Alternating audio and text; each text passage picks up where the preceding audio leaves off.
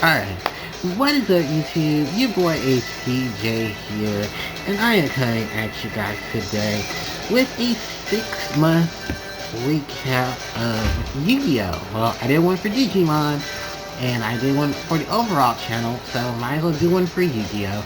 It's gonna be probably one of the shorter ones because, well, Yu-Gi-Oh! Wise, there really wasn't much, that I really had to care for.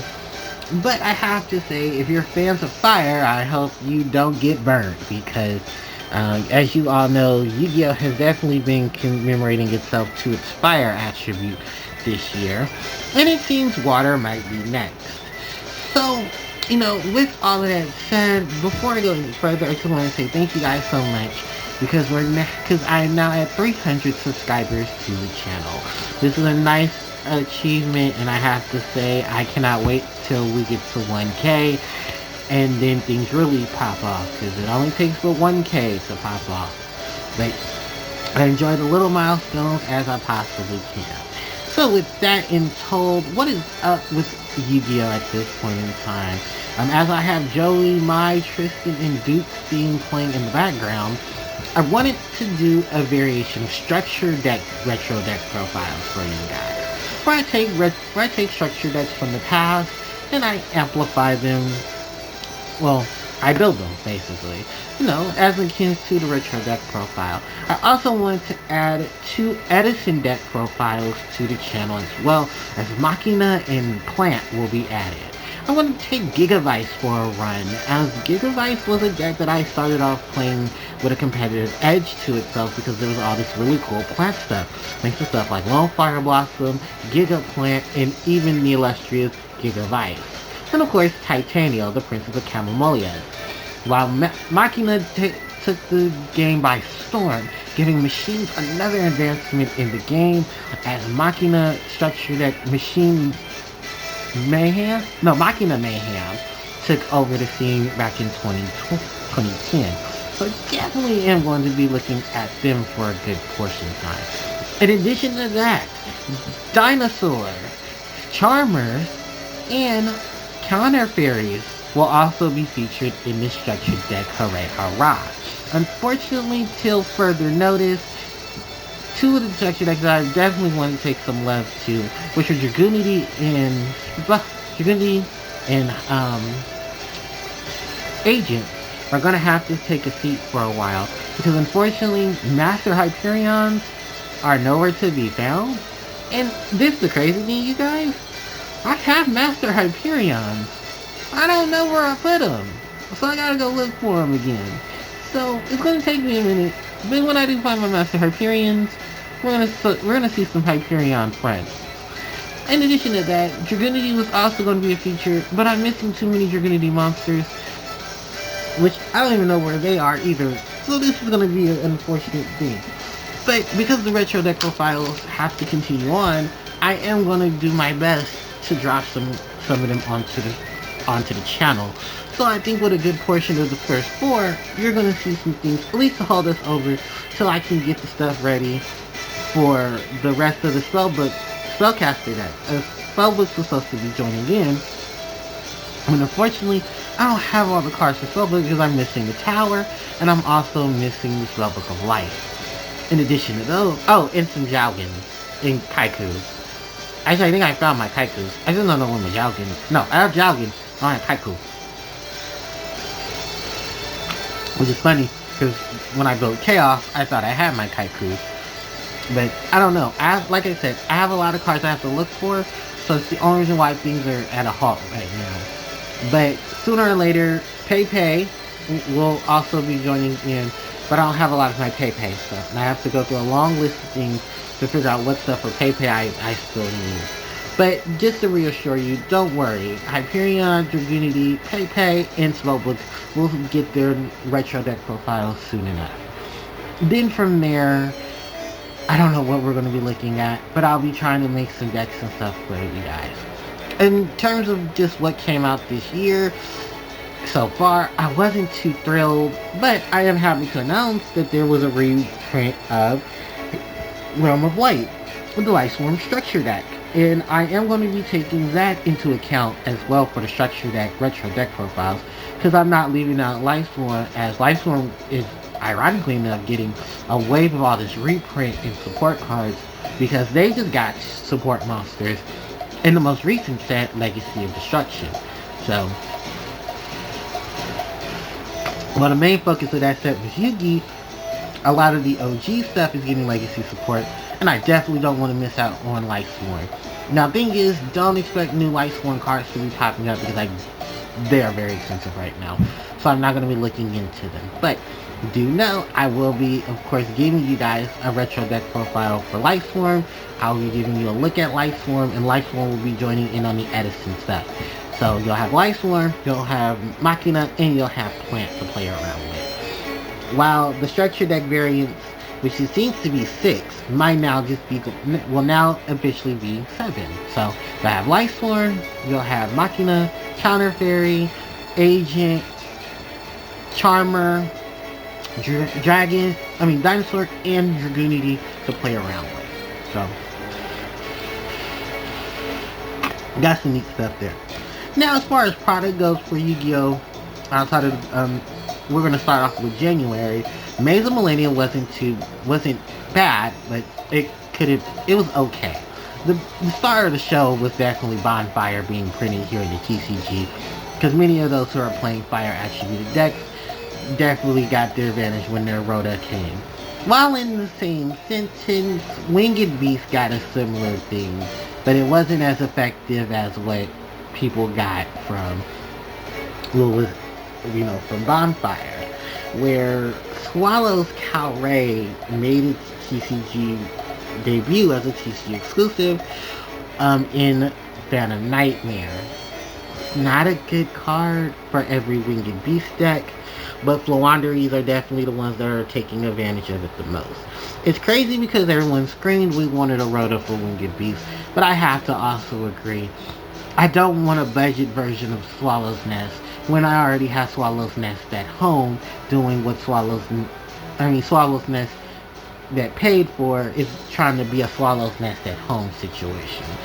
And I think we're doing pretty good with just what we have. But Flo is definitely taking advantage of Swallow's Calray, so we can't take too much of it. It's just, the Harpie aspect of it, which I can get into it.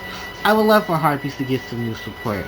But unfortunately, it's all going to Rush Stool, and for what stuff we already have, the only thing that's majorly happened is that in January we got the ultimate rare print of Harpie's Feather Duster, and then they're announcing an alternate art for Duster, which now makes it the most alternate arted Harpie card in the game, since it seems like someone's a coward and just doesn't want to print a new Harpie Lady. Which, why? It's not fair. Everyone else got an anniversary edition, why not Harpie Lady? So, then from there, you had your Legacy collection, you have all your competitive tournaments and whatnot.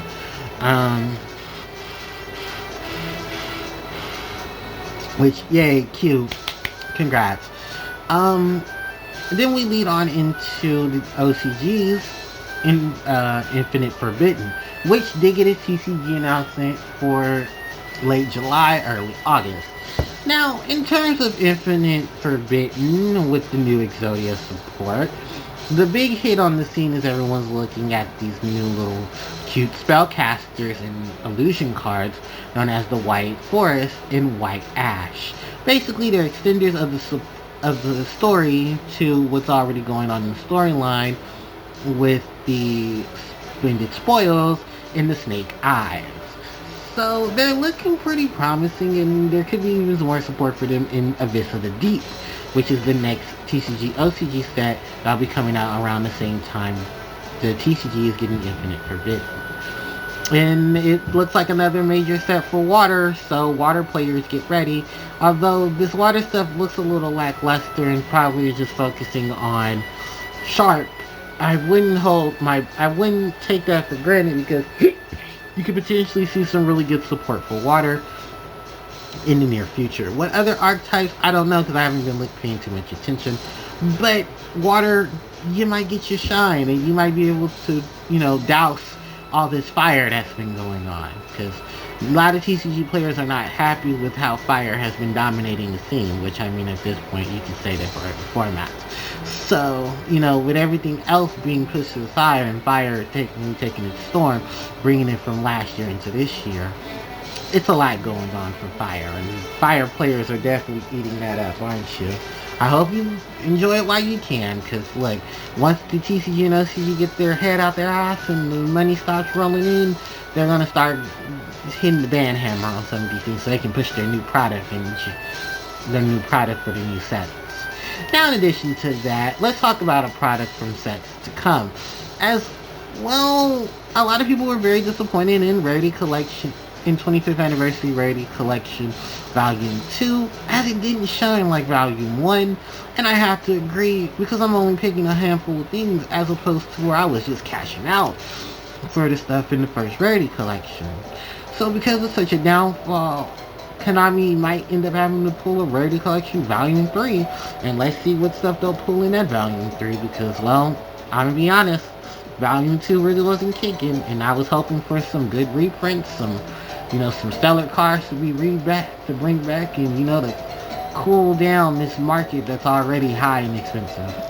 I guess we could say more so or less that fire really is taking advantage of everything, because it's setting ablaze. Then we had Legacy of Destruction, which isn't doing too bad itself. So, at least there's some drawback to there. But a lot of players were not happy because the TCG waited till literally a week before the set was released to do any promotion for it. Similar to how Rarity Collection 2, Volume 2 was done, and even then it seemed so lackluster. But people are trying to make the gem out of the dirt. So good on you guys for that. Then we got an announcement that the North America squad will be getting a retro pack collection set that will be featuring things from the retro packs of past days, leading up into what is going to be the re-release of Legacy of Destruction. What is it?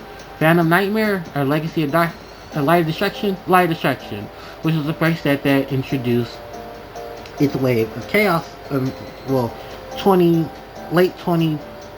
Late 2000s, early 2010s chaos stuff.